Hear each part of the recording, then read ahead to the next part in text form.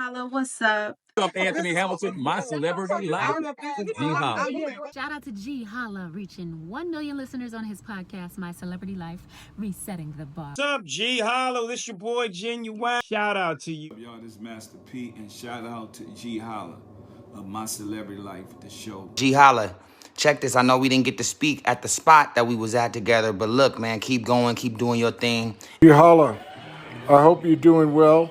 I hope all is fine with you and family. I'm glad you enjoyed my films. So we was just talking about abuse and recognizing the signs as a man. Why do you think that this story is important to tell and for people to watch the play?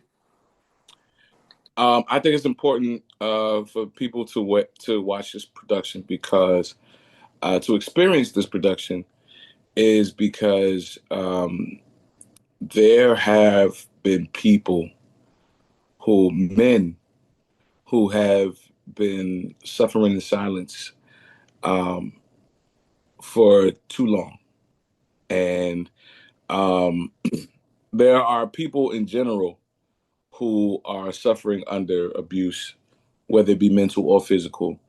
And I feel like everybody's story should be told, should be heard.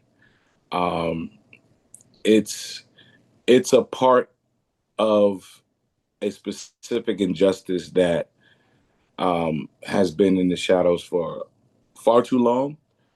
I feel like with the amount of men who have come to me at the end of this production and say, yo, man, I'm dealing with this right now. And sometimes it's not about whether you can take a hit, whether whether the hit hurts or not. Abuse is abuse. And so many people we did a show in Coppin State years ago, and there was a guy who just had us all in tears because he was, I wouldn't say he was masking the pain, but he was laughing while he was telling the story. And he was like, I'm dealing with the same situation. And that strikes for us. And so I'm going to narrow it down to the Black community. I know a lot of times online we see like the gender wars, about, I'm not going to touch on that too long, but like you see the gender wars getting mainstream coverage. But then a lot of our normalcy in relationships of what we've seen through our childhood is actually really toxic. And I don't think we talk about that enough. Why do you think this is an important conversation to have, or how do you think we can have those conversations to make it more visible? I think it's important, to have these conversations because it's on the path to healing for everybody. If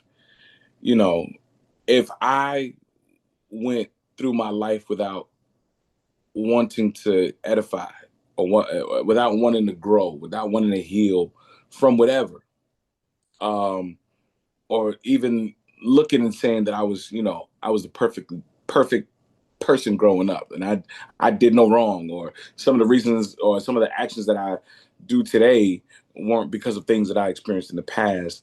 I think anybody who has that mindset of I've just been this perfect person up until my adult years is it can be problematic, whether the healing process be quick, whether the trauma be extensive, or whether it be short.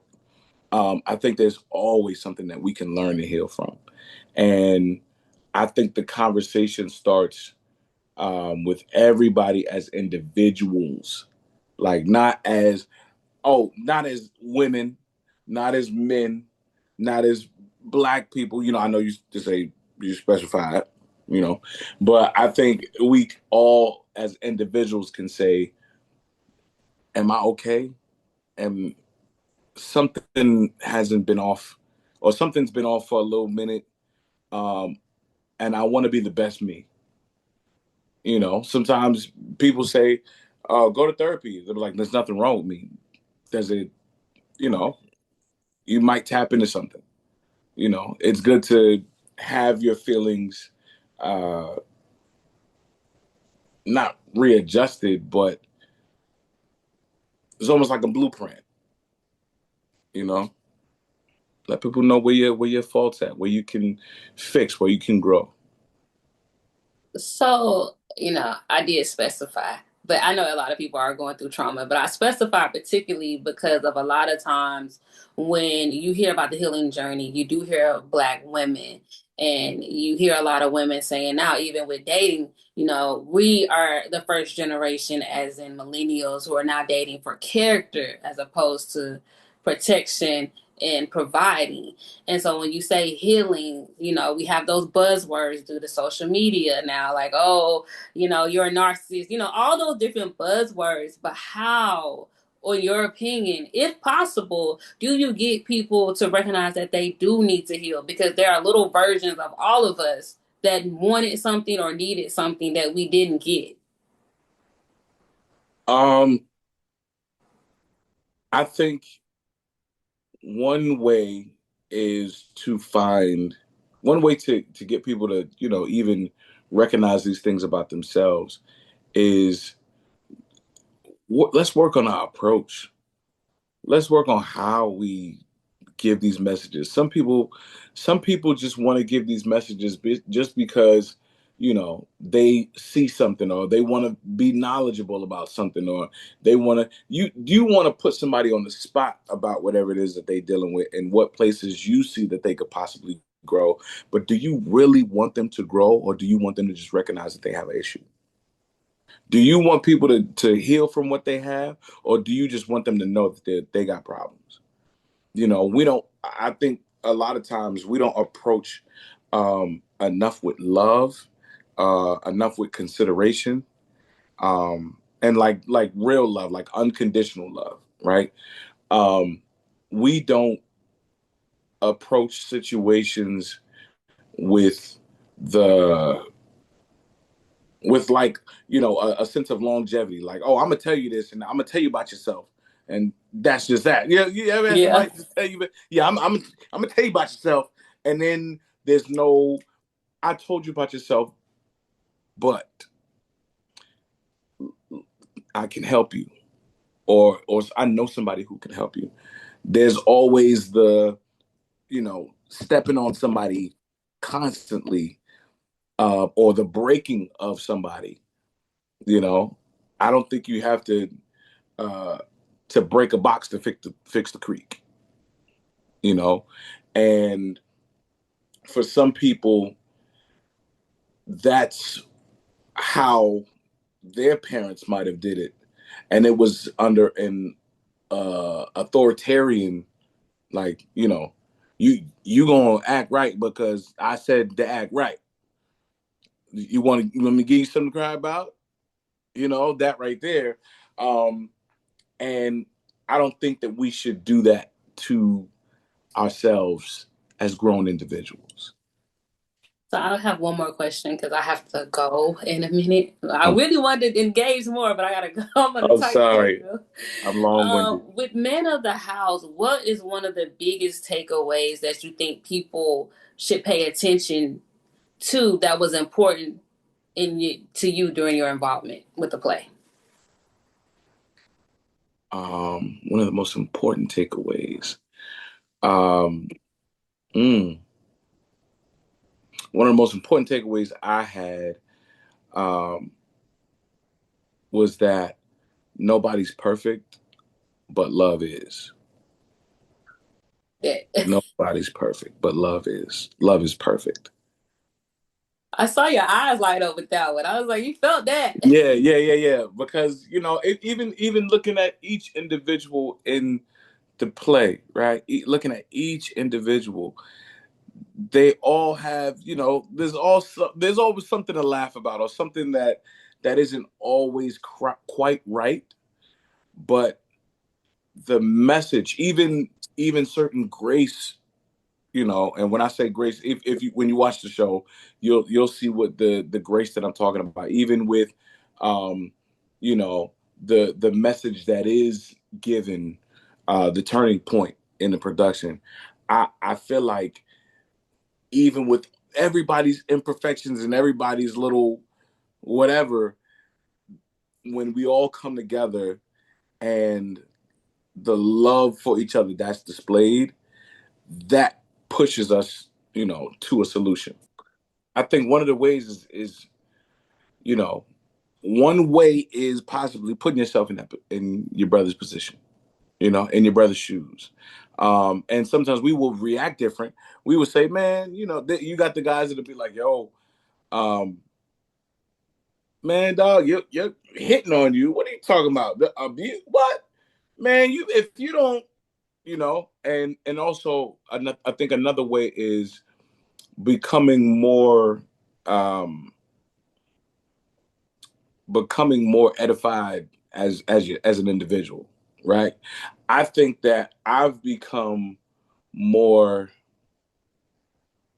empathetic or sympathetic to hearing about my brother's situations, because I've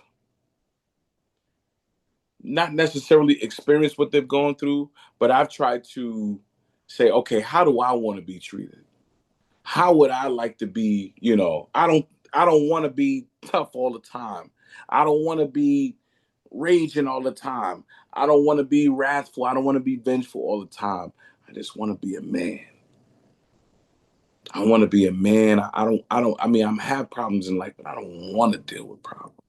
You know, I've said to myself, okay, how can I get my brothers on this peaceful plane, this peaceful platform? And one of my releases was comedy, right?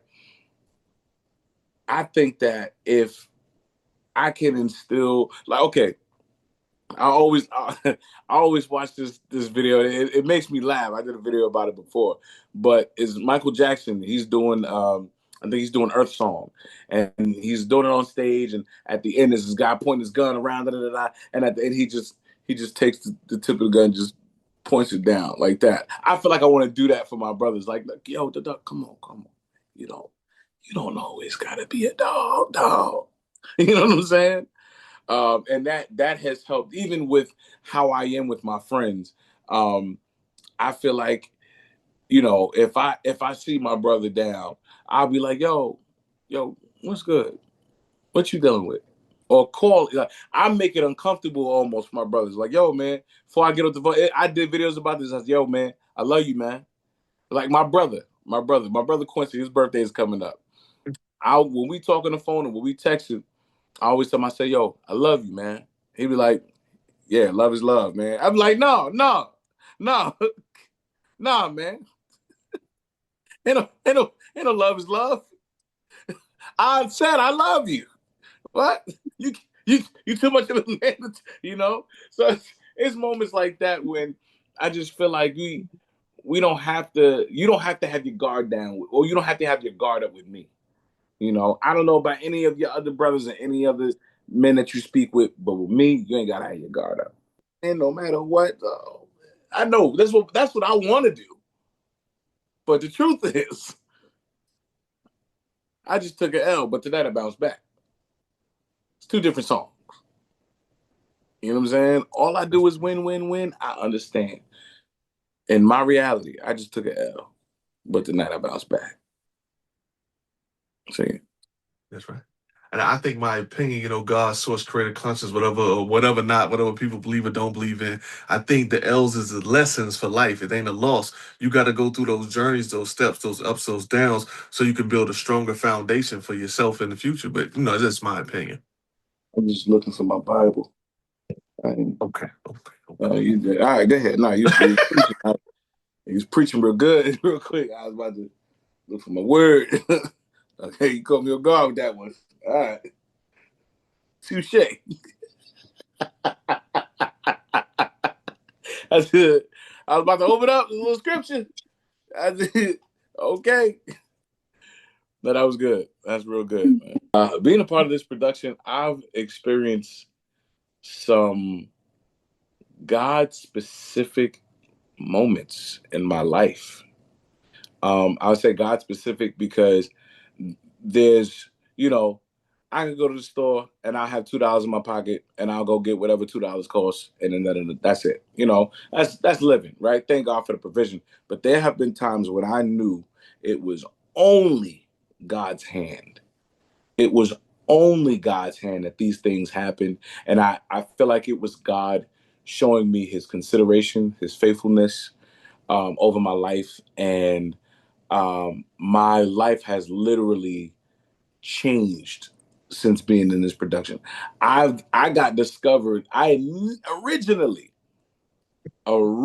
got discovered by Wild 'N Out by being in this production.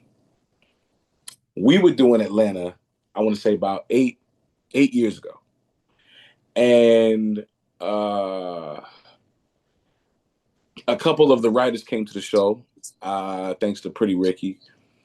And we decided to drive.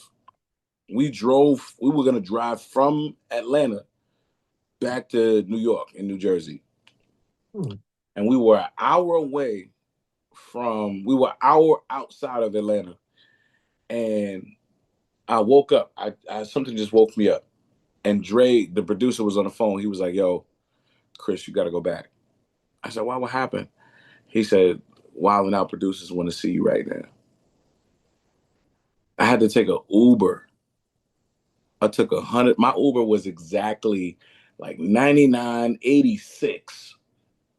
99.86 all the way back to Tyler Perry Studios. And I remember I had all my luggage. I had all my luggage when I got back to the studio. They had my name. They sat me down, and literally, I was in Man of the House the same weekend. I got discovered by Wild 'N Out. So many things have happened. I've experienced grown men cry, which shouldn't be an absurdity, but I've experienced it from them saying, "Yo, I'm him. I'm getting abused like him," and I didn't think it was. I thought that because I could take a hit, it was all right. But there's a specific line that you said that made me realize that what I'm dealing with ain't right. I am on My Celebrity Life with the one and only Ge Holla. My name is C King. I am grateful for you guys. You can find me at Instagram or at IAM_CKING. Same on TikTok. On YouTube, I am C King TV. And if you want to check me out, you can go to IAMCKING.com. That's my website. It's been an honor, man.